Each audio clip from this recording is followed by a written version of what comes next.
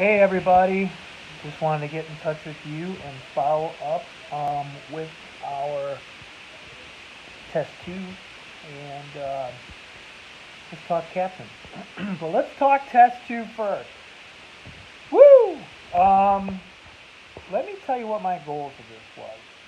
Um, I'm sitting back and I don't want to write an exam that's just multiple choice or short answer. I mean, I'm beyond that, okay? So I'm trying to equip you guys with um, skill sets or things that are going to help you as you take that next step. That's my goal. I mean, really, that's all I want to do in this class.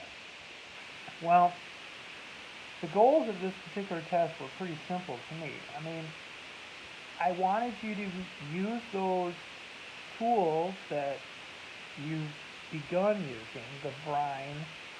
That was new to you. I understand. The Pestel, the SWAT, um, porters, okay?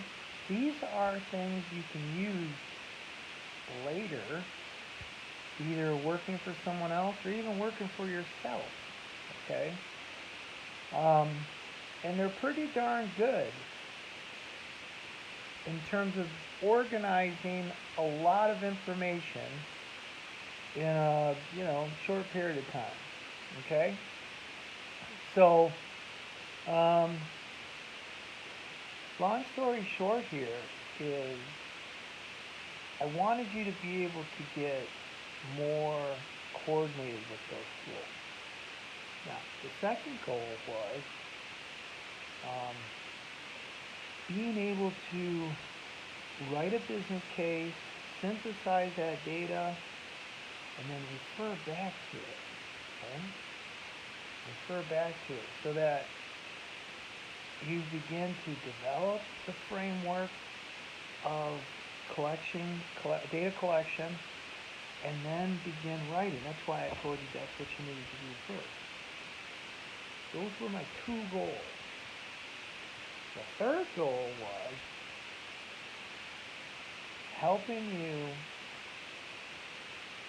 get through ambiguity and get through detailed, multi-level instruction.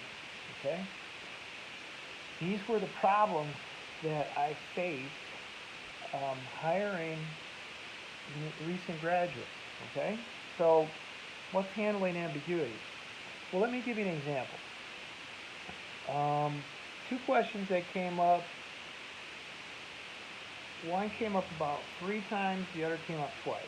Not much, the N was pretty small, but we have 14 in the class, so it's kind of significant. 3 times people text me, what do I put in my background? And I get that, okay? So it's not like I'm grading you on your background, all right? But I said I wanted a background. Well, what is a background? So there's a couple ways you can handle this. You could Google it, you could text me, or you could fake it. Many of you didn't follow the format and didn't put headings. That was a big problem. Those of you that did, appreciate it. Those of you that texted and reached out to me on the background, I helped you out. What are we looking for there? History of Oakley, obviously. This is Oakley. And these are the goals of what this paper is about. And a couple of you fudged that in really well. You didn't know what you were doing, but I could tell you kind of knew this is where I was supposed to go with it. That's what I'm looking for. So I'm looking for the people that have the guts to be intuitive and try it.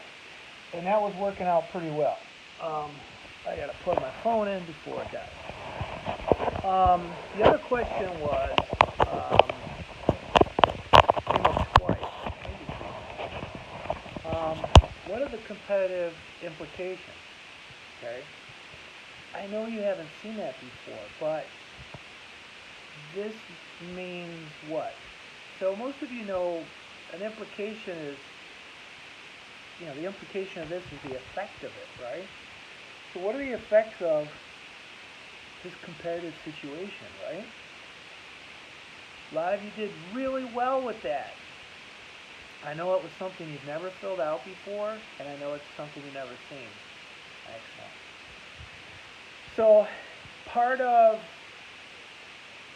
the exam was trying to get through this ambiguity, working your way through. I'm trying to build your skills.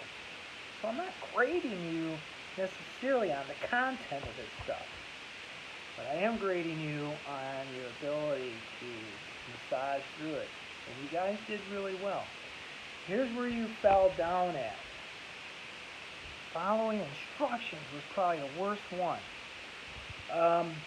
More than half of you didn't put in an ROI table. Well, maybe not.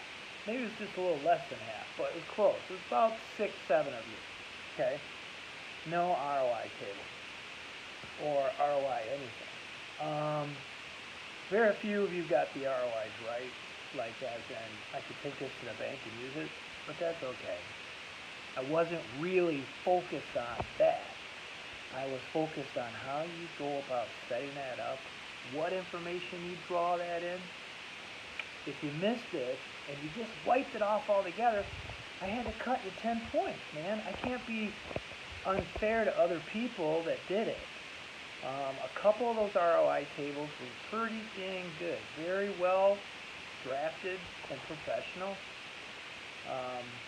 Man, we're looking at we can do ROIs 2 different ways. Look, in corporate, we might do it as operating income. Operating income over my, or underneath my total cash layout, sunk cost, all right? We can do it that way. But I can tell you what, the more real way to do it is eat it up, okay? We're going to take that number and we're going to divide that up into our sunk cost to go along. And we're going to figure out how long it's going to take to get stuff done, okay? So that was pretty interesting to me. So the biggest problem on the exam really was not your ability to draw information into those charts. It was the ability to follow the instructions and look real close at what your rubrics were. Secondly, it was referencing that data. So the whole idea of putting those charts together was for your use. And when you're telling me China's a good place to go, why? Okay? What you should say in that case is, based on what I've determined from my Pastel analysis, China makes a lot of sense to them. And here's why. Politically this, economically that, right? You get it? Boom, boom, boom, boom. Go right down that list, man. And your employers are going to be pretty impressed with you, or a banker, or an investor of any sort, even private equity. If you've got a functional model that's going to work for these guys, they're going to lay out money. In the next year, there's no doubt I'll be involved in 2 different private equity firms investing. And I'm going to be looking for these reports, right? So this is the stuff I'm looking for. So that gives you an idea. I think the average was somewhere in the low 80s. Don't sweat that too much. Overall, you guys gave it a good shot. Test 3 coming out. It's going to be a little bit different. Now, that's got to come out pretty quick because I'm going to Germany next week. So I may launch that on Friday. It's going to be due to the last day of class. Pretty easy stuff, though. What else did I tell you? I think that's about it on test 2. Interesting stuff, though. All right, hang on a second here. I'm going to get into BUSN here for a second. Let me get back into my locked up computer. Apologize.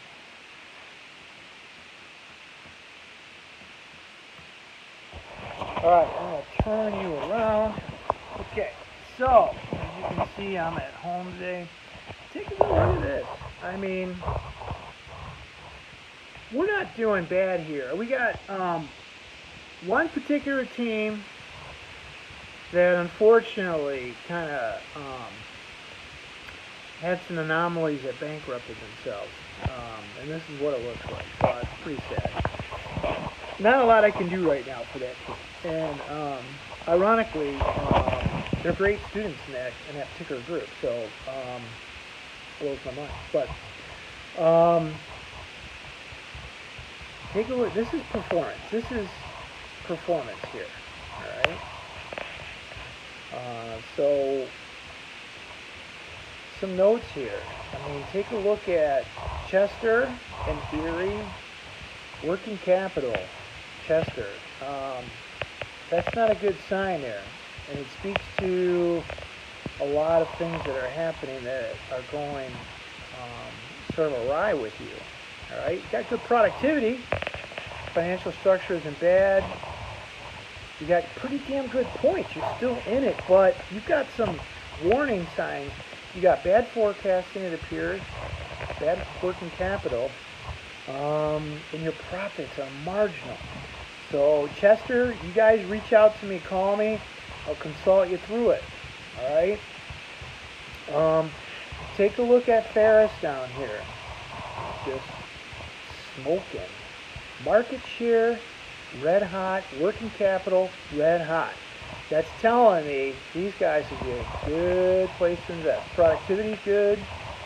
Okay, wealth creation's pretty good, but not, it's not right. It's not off Andrews. All right. Look at their points. So, you guys, Andrews, Ferris, Baldwin, Chester, you guys are right in it for first place still going into these final rounds. Now, let's look over here for a minute. So I wanted to, we're going to switch gears here. Take a good look at a production analysis here. Look at Andrews. Now, look at Ferris. Off the chart use of capacity, or let's just say use of assets. Okay? They're doing something different that a lot of the other teams aren't doing. There's no doubt about that. Alright? Let me try and scroll down here. I'm hoping it'll work. Okay? Some production information here. Look at Andrews, how many products they have. Now, here's my thinking here. Alright? From a dude that's done product development, business development all of his life, you can have all those products, but be careful, because if they're not making you boatloads of money, good contribution margin, you're wasting your time. So be careful, okay? Baldwin's sitting there in a pretty good spot, and they've only got 2 products. That's fascinating. Ferris has got 4 products. What's this all mean? Okay. I think what we're trying to say here is you guys are doing a good job gobbling up sales and market share with lots of products. Just make sure it's profitable. Okay? Make sure you're making good money. Look at plant utilization here. I mean, phenomenal. Both of you guys. When I see that 200% down there, that's exciting. I know I'm making a boatload of money on that. Okay? So, how do you guys do that? Well, you guys are running different shifts. You might be automating. You're running efficient, etc., right? Alright, let's take a look real quick here. I don't know if I'm going to get in that far to get perceptual map, but you can see there's a lot of overlayment here. I apologize for the blurriness. Alright? Based on our 4 to 5 different product features that we can differentiate on. Okay, so this one's for high tech here. Got some people, interestingly, off the chart. But that's because it's trying to, you've got some mix and match on product features versus price, etc. Alright, take a look at this.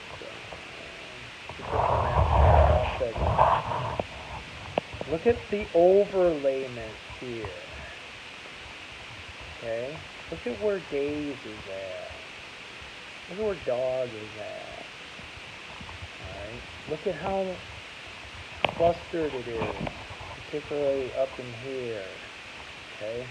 How close everybody is. Okay? Down here, the battle. Alright? So, a lot of interesting things happening down there. I can tell you right now, if you guys work for me, I would be jumping on you guys to try and determine where we can fit holes and make money.